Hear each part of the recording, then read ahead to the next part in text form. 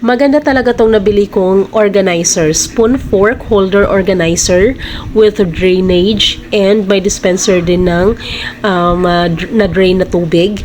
Rotating utensil yan, so covered, fully covered siya, walang nakakapasok na mga insekto. Pwede mo rin siyang gawing lagayan ng mga toothpaste, toothbrush, so depende sa'yo kung saan mo siya ilalagay.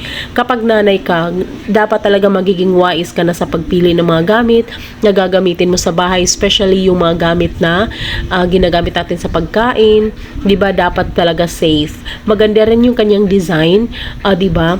So mukhang mamahalin siya, disente, malinis. Ito yung ididikit natin sa wall. Ayan, isasabit natin sa sticker na ididikit natin sa wall. Napakadali lang din talaga niyang gawin. So maganda talaga to. Kung gusto mo, i-click mo yung yellow basket. Napakamura lang, 100 plus lang yan. I-click mo yung yellow basket para maka-order. Ang bilis lang din talaga ng kanilang delivery. Tingnan mo, 'di ba? Malinis talaga siya tingnan.